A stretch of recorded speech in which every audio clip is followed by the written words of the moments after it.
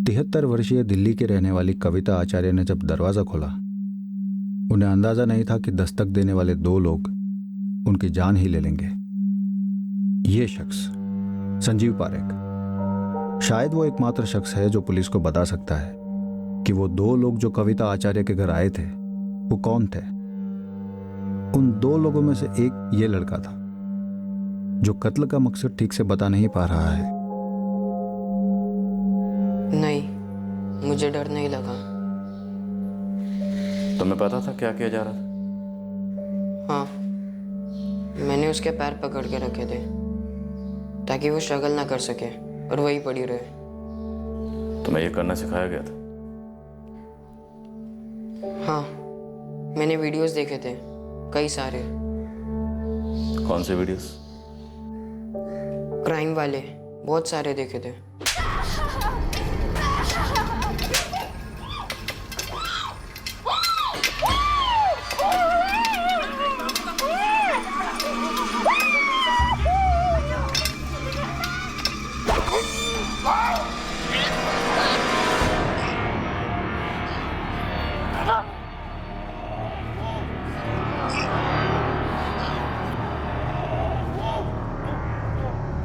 तुमने खुद से देखे थे या किसी ने दिखाए थे? तुम्हें पता भी है तूने एक मर्डर किया है। जब तुम वहां गए थे तुम्हें पहले से पता था कि तुम्हें उसको मारना।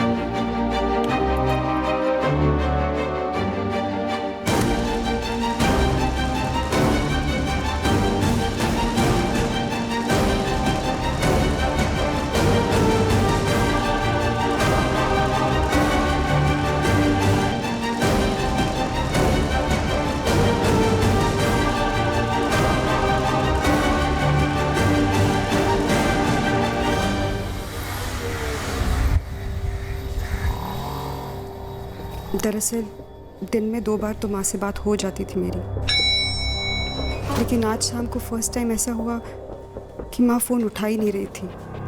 मैं हैरान थी। उसके बाद मैंने 1 घंटे के अंदर 3-4 बार माँ का नंबर फिर से ट्राई किया। फिर मुझे लगा कि यहाँ आके देखती हूँ, तो मैं सौरभ को लेकर सीधे यहाँ पहुँची। माँ के घर की एक एक्स्ट्रा चाबी मेरे पास होती है। मैं दरवाज़ा खोलकर अंदर आई।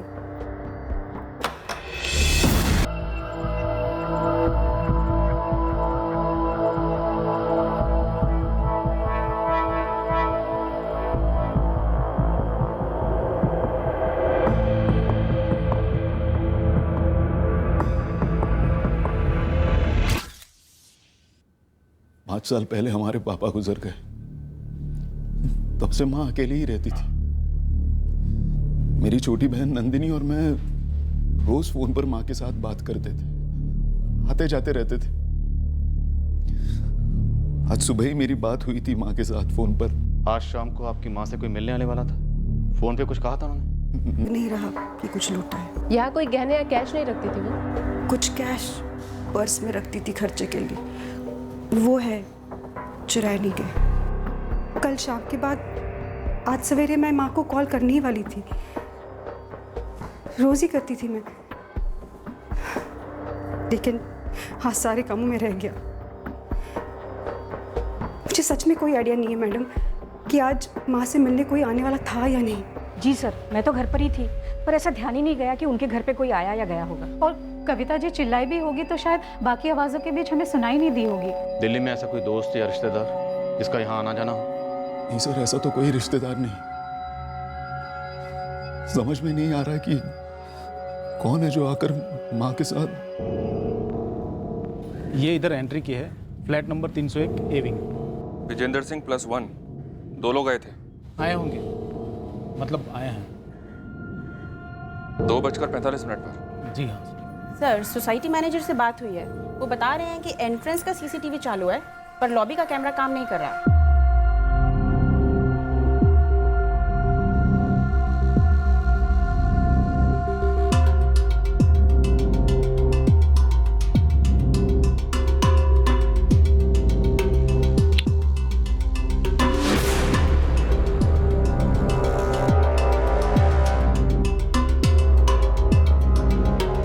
पीछे खड़ा हुआ यंग लग रहा है। हाँ, पर दोनों के चेहरे तो ढके हुए हैं। इन्हें मालूम था कि सोसाइटी में सीसीटीवी लगा हुआ, इसलिए आते और जाते वक्त दोनों वक्त चेहरे ढक रहे हैं। तस्वीर को ध्यान से देखिए। कुछ अंदाजा हो रहा है आप लोगों को कि ये दोनों कौन हो सकते हैं? समझ नहीं आ रहा है कि ये दोनों कौन हैं। मुझे भी नहीं। नंदिनी? जान पहचान वाले ही हैं, क्योंकि डोरबेल बजाकर घर में दाखिल हुआ। आपकी माँ ने इनके लिए चाय बनाई, घर में 2 चाय के कप मिले, किचन में बर्तन में दूध मिला और छन्नी में चाय की पत्तियां मिली। Ambe general store. आप कौन बोल रहे हैं? जी मैं मालिक किशन गुप्ता। आप? द्वारका पुलिस स्टेशन से SI आरती बात कर रहे हो। जी मैडम, क्या बात है? रंजना टावर्स की कविता आचार्य का कल तुम्हें फोन आया था दोपहर 2:55 पे। कैसे जानते हो उन्हें? सुना मैंने, क्या हुआ? दंग रह गया हूँ। मेरी रेगुलर ग्राहक थी। क्यों फोन किया था उन्होंने? दूध मंगाया था मैडम। किशन, आधा लीटर दूध भेज जल्दी। जी कविता जी, अभी भेज रहा हूँ। तुम खुद गए थे देने? जी नहीं, मेरी बेटी रोशनी को भेजा था। ये दोनों 2:45 पे सोसाइटी में दाखिल हुए और 3:55 पे वहां से निकले। मतलब 1 घंटा 10 मिनट तक ये उसी फ्लैट में थे आपकी माँ के साथ। फिर उसी दौरान 3:10 पर दूध आया, फिर चाय बनाएगी। चाय बनने में 10 मिनट लगे होंगे। जो 2 कप मिले हैं उनमें आधी चाय बची हुई थी। मतलब चाय के बीच में ही इन लोगों ने कविता जी का कत्ल कर दिया। इसमें कोई दो राय नहीं कि ये दोनों जान पहचान की हैं, लेकिन सिर्फ कविता जी के हाथ के कंगन चुराए गए, बाकी किसी सामान को छुआ तक नहीं गए। कौन हो सकते हैं ये? प्रीति शर्मा, कहाँ रहती हो तुम?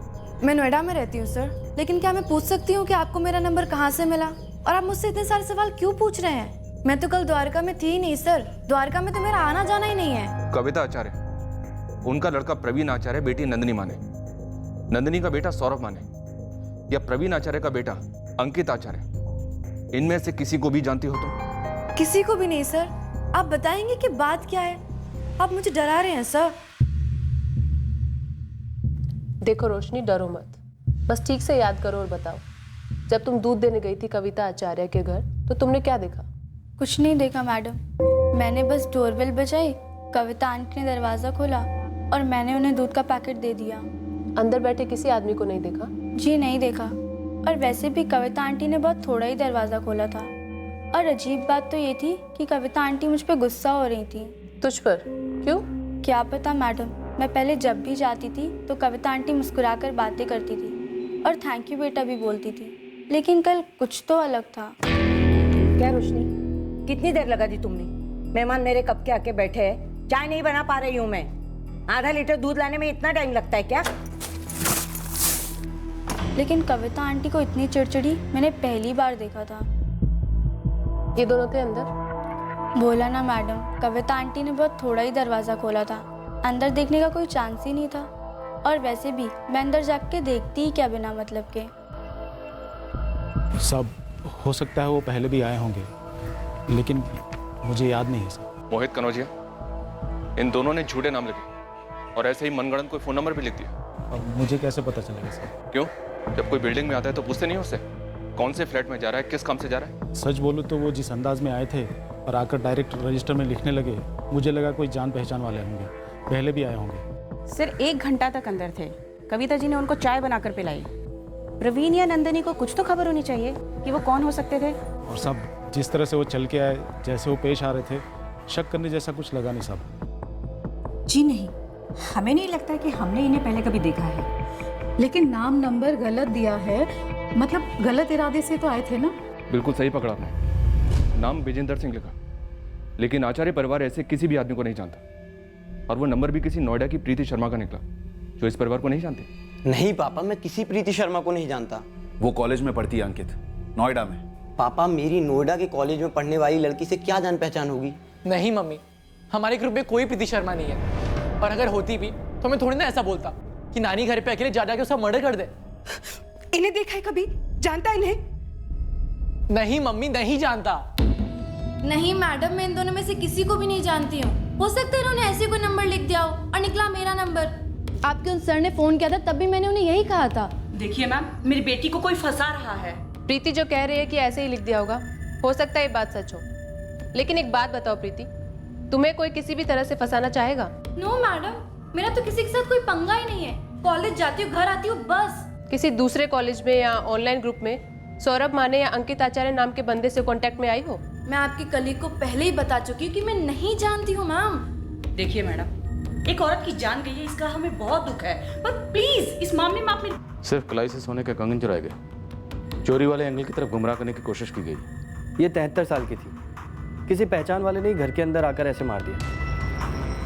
घर ही के अंदर की कोई अतीत की बात हो सकती है। सर जी, जिस तरफ से दोनों ने एंट्री ली थी, उस रास्ते पर मेरे बंदे सीसीटीवी खंगाल रहे हैं। सोसाइटी के लोगों से बात कर, पता कर कविता जी की लाइफ क्या थी, उनकी दिनचर्या क्या थी, क्योंकि ये मर्डर सीधा सीधा कोई पर्सनल एंगल वाला मर्डर ही लग रहा है। सर जी समझ गया, अभी लगा देता हूँ एक टीम। अच्छा, इससे पहले भी अगर तुम्हारी माँ फोन नहीं उठाती थी तो अभी तुम यूं ही जाती थी सौरभ के साथ उन्हें चेक करने के लिए? हाँ जाती, लेकिन वैसे माँ हमेशा ही फोन उठा लेती थी। 1 घंटा भर रिंग जारी थी और माँ फोन उठा नहीं रही थी। सौरभ ने भी ट्राई किया, फिर हम दोनों ने सोचा चलो देख ही आते हैं। पति कहाँ है तुम्हारे? 6 महीने से अशोक रायपुर में है, ट्रांसफर वहीं हुआ है उनका। आज शाम को आ रहे हैं। अच्छा, प्रवीण और तुम 2 ही भाई बहन हो, कोई और नहीं? जी नहीं। कविता जी प्रवीण के साथ क्यों नहीं रहती थी, या प्रवीण उनके साथ? सर, प्रवीण आचार्य हमारे यहाँ पे 9 साल से सीनियर अकाउंटेंट रहा है। ये प्रवीण आचार्य 10 जुलाई को ऑफिस में आया था। सर, आप यही पता करना चाहते हैं ना कि उसकी माँ के मर्डर के वक्त वो कहाँ था? ऑफिस में था या नहीं? बिल्कुल था। दरअसल हमारे सामने ही उसकी सिस्टर का फोन आया था। खबर सुनने के बाद उसकी हालत बहुत ही बुरी हो गई। ये जो हालत खराब हुई थी उसकी, ये वाकई में हुई थी या दिखावा था? उसकी माँ का कत्ल हुआ था। नाटक क्यों करेगा? माँ के साथ क्यों नहीं रहते थे? पहले रहता था, हम सब लक्ष्मीनगर में एक ही घर में थे। माँ और पापा चाहते थे कि मैं और दीपाली अपना अलग घर बनाएं, और दूसरी बात, मेरा काम पित्तमपुरा में है, मुझे ज़्यादा ट्रैवलिंग पसंद नहीं है, इसीलिए मैंने रोहिणी में घर खरीदा। ऑफिस भी करीब है, पिछले 11 साल से मैं वहीं पर हूँ। सर, अगर आप मुझ पर शक कर रहे हैं, कोई घरेलू अनबन ढूंढ रहे हैं, तो ऐसा कुछ भी नहीं है। हम सब दूर रहकर भी काफ़ी करीब थे।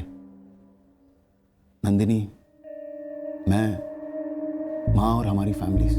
आपके माँ बाप लक्ष्मीनगर से द्वारका मंगल विहार कब शिफ्ट हुए? 8 साल पहले। पापा ने रिटायरमेंट के बाद लक्ष्मीनगर वाला घर बेच दिया और यहाँ द्वारका मंगल विहार में रंजना टावर्स में 1 BHK लिया। नंदिनी का घर भी पास ही में था, उत्तम नगर में, लेकिन शिफ्ट होने के 2 साल बाद पापा चल बसे। और आपकी माँ कविता जी ने अकेले रहना पसंद किया? उन्हें अपनी आज़ादी पसंद थी, पर हम हर वीकेंड को मिलते, कभी उनके घर, कभी अपने घरों में। तो फिर साथ क्यों नहीं रहते थे? सबकी अपनी मर्जियां होती है सर, माँ की अपनी मर्जी थी। ये जो लक्ष्मीनगर वाला फ्लैट बेचा गया, उसका पूरा पैसा द्वारका मंगल विहार वाले फ्लैट में डाला गया? जी नहीं, कुछ पैसे FD में है, जिसका इंटरेस्ट माँ को मिलता, ऊपर से पापा की पेंशन। पापा रेलवे की सर्विस में थे। जो भी 2 लोग आए थे ना, ये तय है कि जान पहचान के थे और कत्ल के इरादे से ही आए थे। वो तो जाहिर है ना सर, हमें तो समझ में ही नहीं आ रहा कि ये कौन हो सकते हैं। माँ की तरफ से, पापा की तरफ से, हमारी तरफ से। मैंने तो अपने बेटे अंकित से भी पूछा कि क्या वो किसी विजेंद्र सिंह या प्रीति शर्मा को जानता है, लेकिन उसने भी, पता नहीं ये कौन हो सकते हैं। नहीं मैडम, मैं नहीं पहचान पा रही हूँ इन्हें। आपको माँ के फ़ोन में कुछ मिला? इन लोगों ने शायद आने के पहले कोई फ़ोन वोन किया हो। कॉल रिकॉर्ड्स अभी आने बाकी हैं नंदिनी, लेकिन कॉल लिस्ट से हमें ऐसा कुछ नहीं मिला। हो सकता है मर्डर के बाद उन्होंने नंबर डिलीट कर दिया हो, पर वो ऐसा क्यों करेंगे? फ़ोन को ही अपने साथ ले जाते ना। ये सवाल भी जवाब मांग रहे हैं।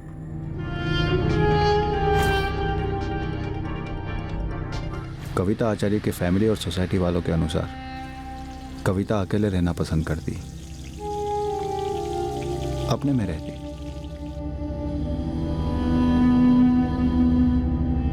जब जरूरत पड़ती तभी घर से निकलती। यह अब और भी रहस्यमय होता गया कि वो दो हत्यारे कविता आचार्य से किस तरह कनेक्टेड थे और जिनके बारे में फैमिली को भनक तक नहीं थी, और जिन्होंने सिर्फ 4 सोने के कंगन के लिए उनका कत्ल कर दिया था।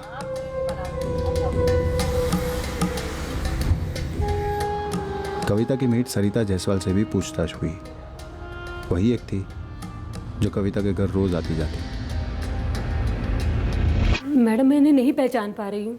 एक जवान लड़का है और एक अधेड़ उम्र का आदमी दिखता है। ऐसे 2 लोग कभी ना कभी घर पर आए होंगे। मैडम मैं सुबह 8 बजे आती और 9:30 बजे तक सारा काम निपटा कर दूसरे घर चली जाती। ऐसे 2 लोगों को मैंने कभी नहीं देखा। नंदिनी और प्रवीण को जानती हो? नंदिनी दीदी से कुछ बार मिली हूँ और प्रवीण साहब से एक आध बार। क्या कविता जी ने कभी बातों बातों में तुमसे कभी किसी घरेलू अनबन का जिक्र किया था? बच्चों के साथ कोई नाराजगी या झगड़ा, ऐसा कुछ भी कहा कभी? कभी फोन पर बात करते हुए सुना हो या कभी चिड़चिड़ी हो रही हो? नहीं मैडम, मैं पिछले 2 साल से वहाँ काम कर रही थी। सुनकर बहुत बुरा लग रहा है। ऐसे कैसे किसी ने उन्हें मार दिया, वो भी 2 जोड़ी कंगन के लिए। लॉबी वाला सीसीटीवी 2 महीने से खराब पड़ा है और बिल्डिंग एंट्रेंस वाले सीसीटीवी से सिर्फ 1 महीने का फुटेज मिला है, जिसमें ये दोनों कभी दिखे ही नहीं। नंदिनी ने अलमारियों के लॉकर्स ठीक से चेक किए? पक्का कुछ और चोरी नहीं हुआ? कह तो रही है नहीं सर। वैसे कविता जी का मोबाइल और पर्स दोनों ज्यों के त्यों मिले। हाँ गुरु बोल। रंजना टावर के बगल में एक दुकान की सीसीटीवी से कुछ मिला है। दोनों हैं? जी सर, टैक्सी में आए थे।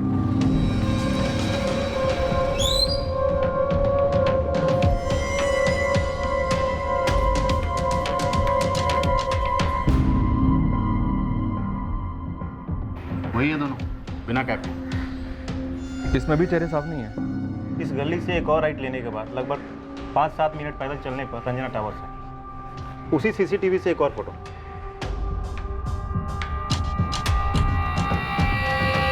सर इसमें भी चेहरे छुपाए हुए हैं। शायद टैक्सी रोकते वक्त नजर पड़ी होगी सीसीटीवी पर, और सोसाइटी की सीसीटीवी के बारे में पहले ही जानते होंगे। मतलब कविता आचार्य घर पे पहले भी आए होंगे। लेकिन सर जी, टैक्सी का नंबर साफ साफ दिखाई दे रहा है।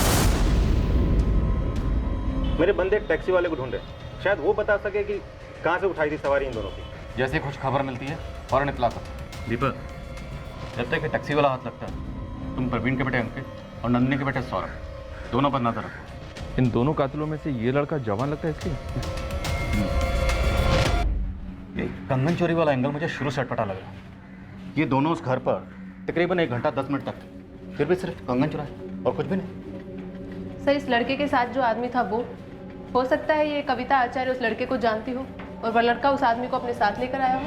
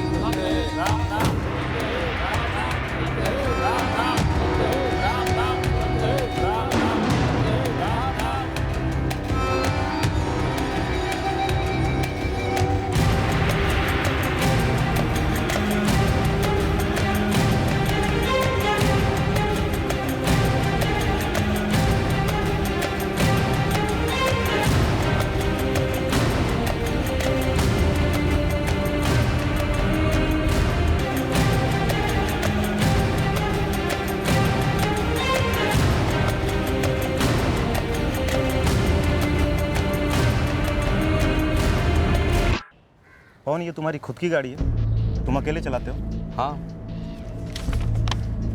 हमें ये दोनों चाहिए। ये दोनों तो द्वारका मंगल विहार की सवारी थी। बिल्कुल सही।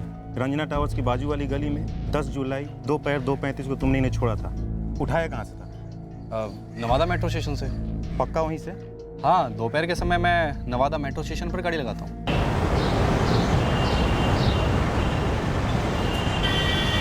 जी साहब। द्वारका मंगल विहार चलोगे? चलेंगे ना, बैठो। हाँ, थे तो यही दोनों, लेकिन चेहरा कौन याद रखता है? तुमने इन्हें नवादा मेट्रो स्टेशन से उठाया था या स्टेशन से दूर? टैक्सी लाइन में। मैं तो हमेशा टैक्सी लाइन में होता हूँ। सर जी, नवादा मेट्रो स्टेशन की सीसीटीवी फुटेज को एक बार चेक करना जरूरी है। शायद स्टेशन से बाहर निकलते वक्त उनका थोबड़ा छप गया हो सीसीटीवी में। ठीक है, मंगवाता हूँ। तब तक तू अपनी टीम को अंकित आचार्य और सौरभ माने पर लगे रहने के लिए बोल। टैक्सी वाली फोटो नंदिनी और प्रवीण दोनों को दिखाई। सस्पेक्ट्स ने टोपी भी नहीं पहनी थी, लेकिन दोनों नहीं पहचान पाए। पहचान नहीं पाए या पहचानना चाहते ही नहीं? फोन रिकॉर्ड से भी कुछ नहीं मिला। कविता आचार्य या तो नंदिनी से बात करती थी या प्रवीण से, या फिर पोते अंकित और नवासे सौरभ से। तो इन दोनों के फ़ोन नंबर्स फैमिली के किसी और के फ़ोन में होंगे? नहीं सर, प्रवीण और नंदिनी के फ़ोन रिकॉर्ड से कुछ भी सस्पिशियस नहीं मिला, ना ही अंकित और सौरभ के फ़ोन रिकॉर्ड से। तो फिर इस कत्ल का मकसद क्या हो सकता है? ये कत्ल सिर्फ 2 जोड़ी सोने के कंगन के लिए तो नहीं हुआ होगा, और क्या एंगल हो सकता है? सर, ये आचार्य फैमिली पहले लक्ष्मी नगर में रहती थी। शायद वहाँ कुछ हुआ हो और ये दोनों भाई बहन हमसे छुपा रहे हो, या फिर कुछ ऐसा जो इनसे छूट गया हो। हमारे लक्ष्मी नगर वाले घर का एड्रेस? आप लोग पहले लक्ष्मी नगर में ही रहते थे ना? जी हाँ, लेकिन वो घर तो 8 साल पहले ही बेच दिया था। कोई बात नहीं, आप एड्रेस दीजिए प्लीज।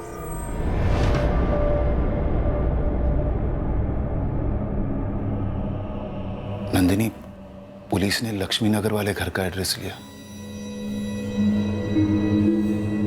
पर वहां से कौन आकर ऐसा कुछ करेगा? किराने वाले की लड़की रोशनी, जो घर पर दूध देने आई थी, उसने स्टेटमेंट दिया है कि माँ गुस्से में लग रही थी। नंदिनी, ऐसा कौन हो सकता है जिस पर माँ गुस्सा होगी और उनके लिए चाय भी बनाएगी?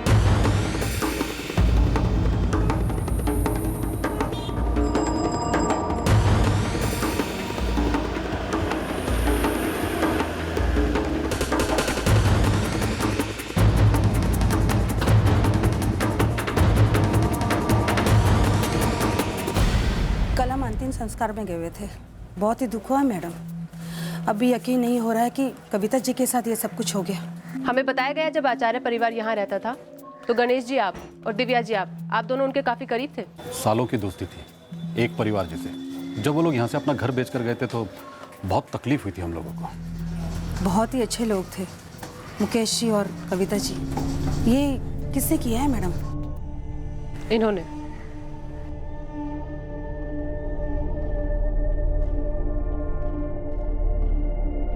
जाने पहचाने लगते हैं। ये तो साफ साफ दिखाई भी नहीं दे रहा। प्रवीण और नंदिनी भी नहीं पहचान पाए।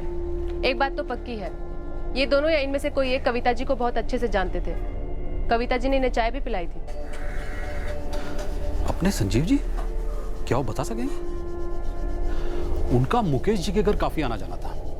अगर ऐसा कोई है जिसके बारे में प्रवीण और नंदिनी नहीं जानते तो शायद संजीव जी जरूर बता सकेंगे। ये संजीव जी का घर कहाँ है? जी वो तो 2011 में यहाँ से चले गए थे। मुकेश जी से बड़ी गहरी दोस्ती थी उनकी। यहीं सामने बैठकर तो उनका कैरम चलता था। ये लो चौका। ये बातें बड़े फॉर्म में हो। ऑलवेज। वाइट आपके लिए बहुत लकी है। क्या बात है? गेम अब तक चल रही है। एक और चाय भिजवा दो। अरे पूजा, चाय के साथ में तेरे स्पेशल वाले पकौड़े भी भेजना। हाँ। ये मेरा sixer. Sanjeev Parekh share market line में काम करते थे। अभी का उनका पता तो मालूम नहीं, पर उनकी माँ ग्रीन पार्क में रहती है। वो संजीव जी तो आउट ऑफ दिल्ली सेटल हुए हैं। हाँ, ऐसे ही कुछ सुना था। संजीव पारेख की माँ का एड्रेस है आपके पास? जी नहीं, उनका एड्रेस तो नहीं है, पर एक बार उसने बताया था कि वो बेसिकली दिल्ली का रहने वाला है और उसकी माँ ग्रीन पार्क वाले गुरुद्वारे के आसपास कहीं रहती है। उनकी माँ का नाम याद है आप लोगों को? एक बार संजीव जी की वाइफ पूजा ने बताया था।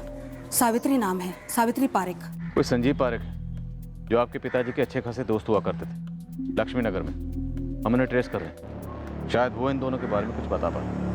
पर हाना ने इस बात की है कि आप और नंदिनी अब तक इन दोनों को नहीं पहचान पाए।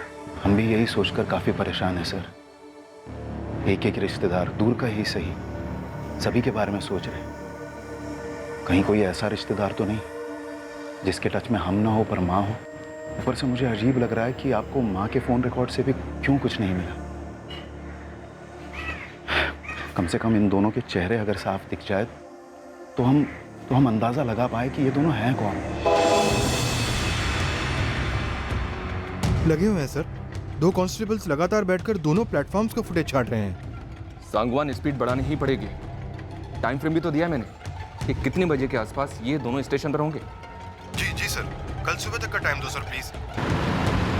दूसरी ओर हम संजीव पारेख की मां का घर ढूंढ रहे हैं ताकि उनके जरिए हम संजीव तक पहुंचे और संजीव शायद इन दोनों को पहचान ले।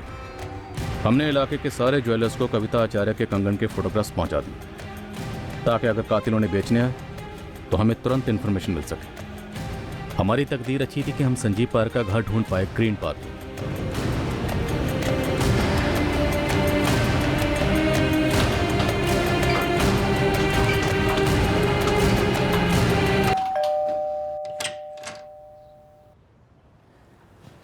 जी सावित्री पारेख। जी बोलिए, क्या बात है? जी संजीव पारेख आपका बेटा है? जी हाँ। जी हमें संजीव से बात करनी है एक मर्डर केस के सिलसिले में। दरअसल कविता आचार्य नाम की एक औरत का मर्डर हुआ है। संजीव उन्हें और उनके हस्बैंड को बहुत अच्छे से जानते थे। हमारे पास दोनों कातिलों की तस्वीरें हैं लेकिन उन्हें कोई भी पहचान नहीं पा रहा है। हो सकता है संजीव उन दोनों को पहचानने में हमारी कोई मदद कर सके। कहाँ है संजीव? मुझे नहीं पता कहाँ है संजीव। उसका कोई कांटेक्ट नंबर है आपके पास? जी नहीं, मेरी काफी लंबे अरसे से उसके साथ बातचीत नहीं हुई। जी बेटा है वो आपका? हाँ है। वैसे संजीव की बेटी आंचल मेरे साथ रहती है। हो सकता है उसकी बात अपने पापा से होती हो। जी बुलाइए आंचल को। वो तो कॉलेज गई है। ठीक है, उसका नंबर दे दीजिए। The number you have called is currently switched off. Please try again later. Thank you.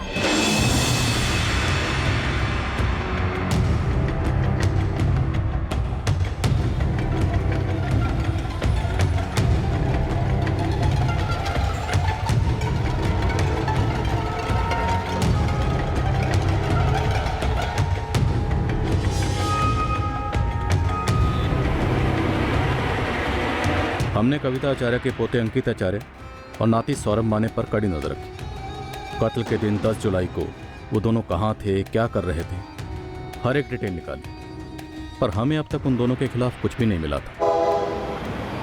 अब 2 बातें एक साथ होने वाली थी। एक, हाथ आने वाला था नवादा मेट्रो स्टेशन का सीसीटीवी ग्रैब, जिससे हमें दोनों संदिग्ध के चेहरे साफ मिलते। और दूसरी बात थी संजीव पारेख की मां सावित्री से मिलने वाली एक अजीब सी खबर।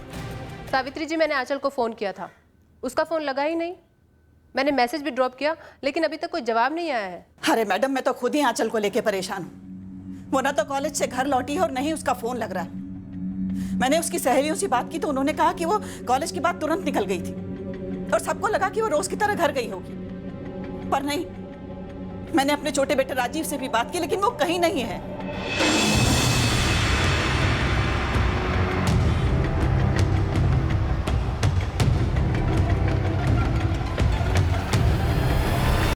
सर, मैंने सावित्री जी से कहा है कि हम आंचल के कॉल रिकॉर्ड्स तुरंत मंगवा रहे हैं और उनसे कहा है कि वो आंचल की सहेलियों से दोबारा बात करें। क्या आंचल का गायब हो जाना कविता आचार्य के मर्डर से जुड़ा? आंचल को कैसे पता चला कि तुम उसे कॉल करने वाली?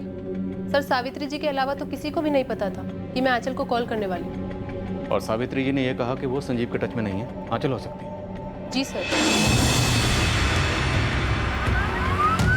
आंचल पारेख के गायब होने का रहस्य अगले ही दिन रोशनी में आने वाला था, जब नवादा मेट्रो स्टेशन की सीसीटीवी फुटेज हमारे हाथ लगती। इसके पहले कि हम कविता आचार्य की फैमिली से पूछते कि वो 2 कातिल कौन थे, हमें फोन बंद आ रहा है उसका। उसने अपने चाचा राजीव से भी बात नहीं की। उसकी सारी सहेलियों से पूछ चुकी हूं मैं। और ऐसे कैसे हो गया कि आपने उसका फोन नंबर लिया और वो एकदम से गायब हो गई? हम खुद हैरान हैं सावित्री जी कि ऐसा कैसे हो गया। वैसे ग्रीन पार्क की पुलिस भी लगी है आपकी पोती को ढूंढने में। जैसा कि आप जानते हैं, हम आपकी पोती आंचल से सिर्फ इसीलिए कांटेक्ट करना चाहते हैं ताकि हम संजीव तक पहुंच सके और संजीव से इन दोनों तक। आप चिंता मत कीजिए, आपकी पोती मिल जाएगी। एक मिनट, वो फोटो फिर से दिखाएंगी?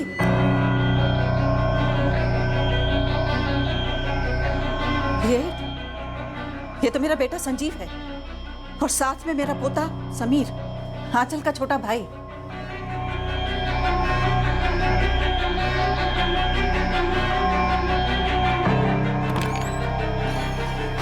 आरती ने कॉल किया अभी। ये दोनों संजीव पारेख और उसका बेटा समीर पारेख है। संजीव की मां सावित्री जी ने इन दोनों को पहचान लिया।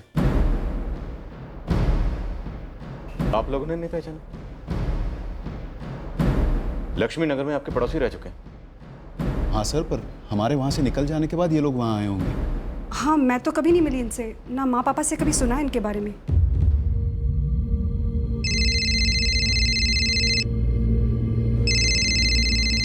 सावित्री जी, आपका फोन।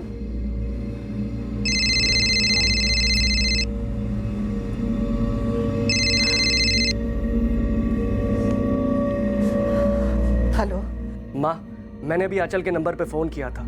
संजीव भैया ने फोन उठाया। राजीव कहाँ है संजीव, और आंचल कहाँ है? उन्होंने कहा वो दोनों ठीक है और बोले दोबारा फोन मत करना। हाँ राजीव। संजीव भैया, आंचल का फोन आपके पास है? कहाँ है वो? आंचल मेरे साथ है, बिल्कुल ठीक है। और सुन, दोबारा फोन करने की जरूरत नहीं। लेकिन भैया, आगे कुछ बोला नहीं और फोन काट दिया, और तब से फोन फिर से स्विच ऑफ है। राजीव, संजीव और समीर ने किसी का कत्ल कर दिया है। क्या? कत्ल कर दिया? किसका? माँ, ये क्या कह रही हैं आप? कहाँ है संजीव? आंचल है साथ में? समीर भी साथ है? राजीव को कुछ नहीं बताया उसने कि कहाँ है, बस फोन काट दिया। और वो औरत जिसको मार डाला, क्यों मार डाला? हमें अभी पता लगाना है, लेकिन उससे पहले आपको हमें बताना होगा संजीव के बारे में।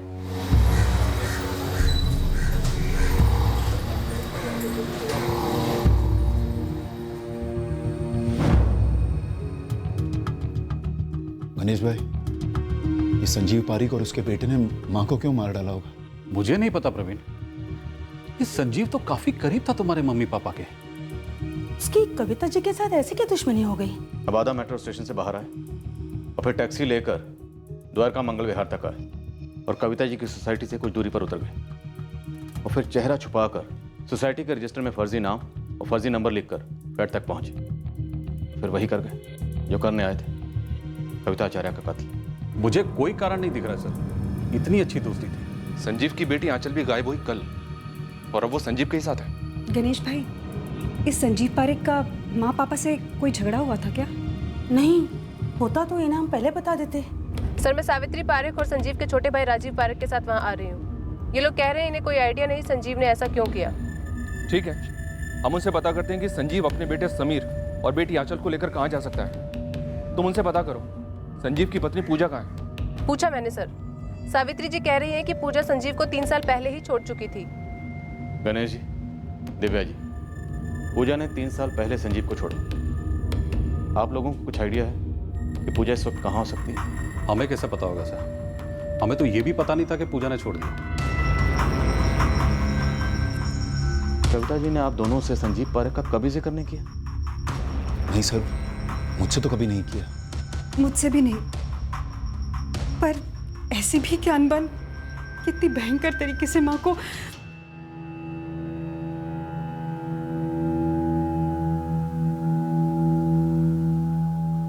संजीव अपने बच्चों के साथ कहाँ जा सकता? इससे पहले कहाँ था वो? सर, एक्चुअली हमें संजीव भैया के बारे में कभी भी कुछ भी पता नहीं रहता है। बस 2 साल पहले उन्होंने बच्चों को माँ के पास भेज दिया, हाथ में एक चिट्ठी थमाकर।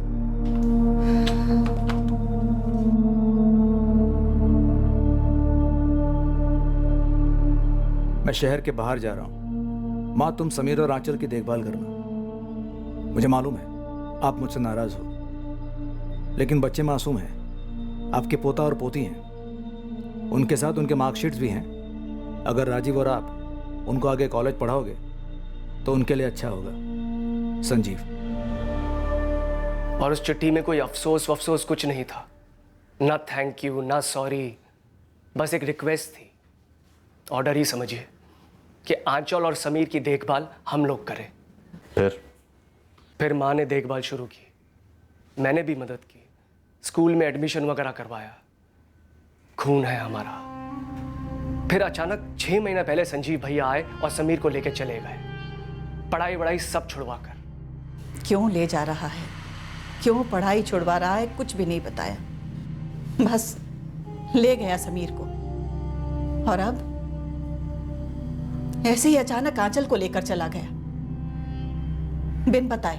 सावित्री, हमें लगता है आंचल खुद अपनी मर्जी से संजीव के साथ गई, क्योंकि जब हमने आपसे कांटेक्ट किया और आपने हमें आंचल का नंबर दिया, उसके तुरंत बाद किसी ने आंचल को यह बताया कि हम उसके फादर को ढूंढ रहे हैं। सावित्री जी, आपके घर से निकलते ही मैंने तुरंत आंचल को फ़ोन किया था, लेकिन उसका फ़ोन लग नहीं रहा था। शायद उससे पहले ही उसको संजीव का फ़ोन गया होगा। हेलो आंचल, पापा बोल रहा हूँ। पापा, कहाँ हो आप? घर आए हो? नहीं बेटा, मैं तुमको लेने आया हूँ। कहाँ आना है लिख लो, जल्दी से आ जाओ। और सुनो, फोन स्विच ऑफ करना, ओके? क्यों, क्या हुआ है पापा? सब मिलकर समझाऊंगा, जल्दी से एड्रेस लो। सावित्री, क्या संजीव आपके टच में था? क्या उसने कहा था आपसे कि हम उसे ढूंढ रहे हैं? आपको पता था कि संजीव ने मर्डर किया है? नहीं, मुझे मालूम नहीं था। एक मिनट सर, आप सीधा मेरी माँ के ऊपर ही उंगली उठा रहे हैं। इनको तो पता भी नहीं था कि संजीव भैया और समीर कहाँ थे, क्या कर रहे थे। और ये जो औरत है जिसका मर्डर हुआ है, हमने तो उसका नाम भी नहीं सुना कभी। इस वक्त संजीव कहाँ हो सकता है? और उसकी पत्नी पूजा कहाँ मिलेगी? नहीं मालूम, वो पूजा के लायक था ही नहीं कभी।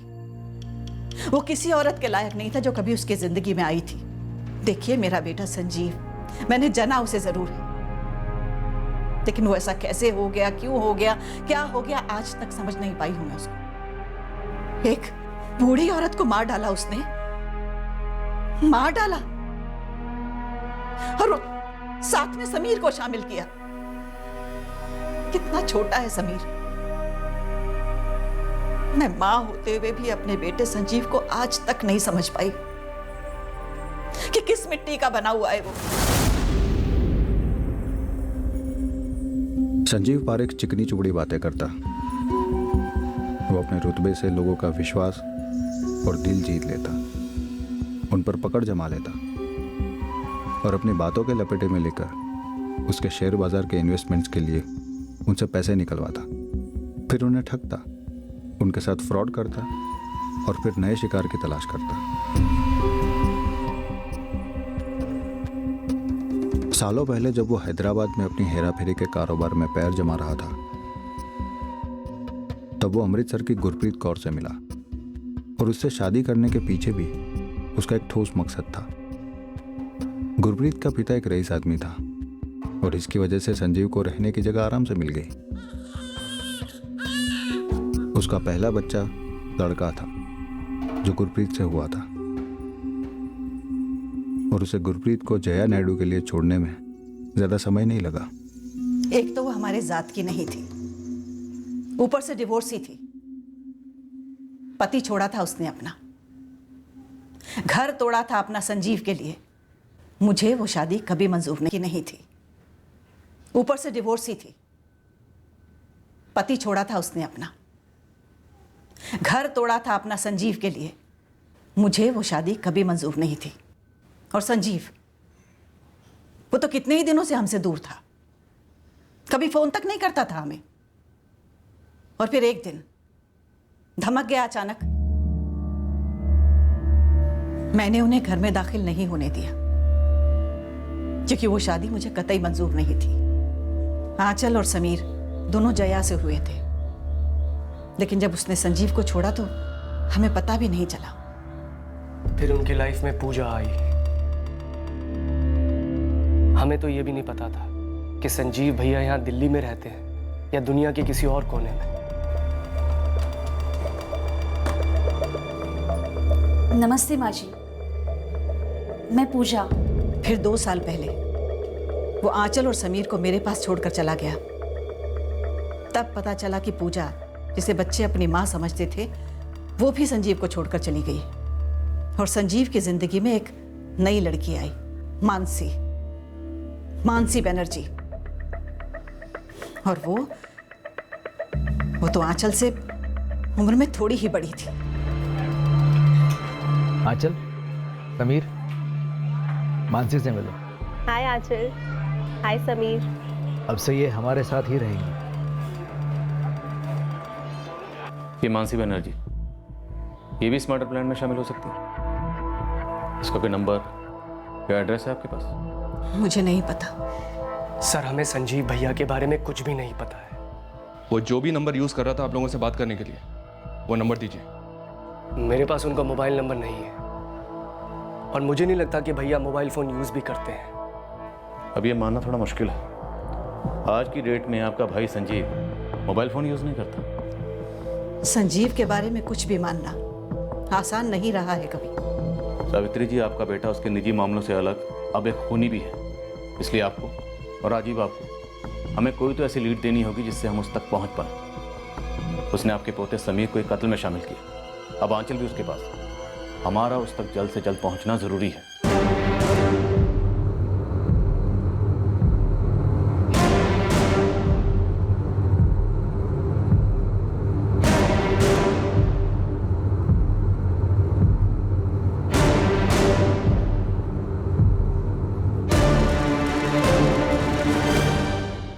हमारे पापा कहाँ हैं? मुझे नहीं पता, पर वो आएंगे मुझे लेने। उन्होंने कहा था सब लोग उनके पीछे पड़े हुए हैं। उन्होंने मुझे रुकने के लिए कहा था, मैं उनकी वेट करूंगा। वो आएंगे और मुझे अपने साथ ले जाएंगे। पापा। क्या आंचल भी तुम्हारे इस मर्डर प्लान में शामिल थी? तुम लोगों ने कविता आचार्य का मर्डर क्यों किया? संजीव पारेख तक पहुंचना आसान नहीं होने वाला था, पर ना पहुंचने की कोई गुंजाइश ही नहीं थी। एक तो वो खूनी था, दूसरा हमें यह जानना था कि कविता आचार्य के कत्ल के पीछे उसका मकसद क्या था, और उसने इस संगीन जुर्म में अपने बच्चों को क्यों शामिल किया। क्या वो वाकई में शामिल थे? अतीत का ऐसा क्या मसला था जिसके चलते ये कत्ल हुआ? संजीव पारेख की खोज और उसका नतीजा अब कल के एपिसोड में देखेंगे, इस केस के दूसरे और आखिरी भाग में। और इस खोज का नतीजा होगा एक चौंकाने वाली सच्चाई जो इस कत्ल की वजह बनी। जय हिंद।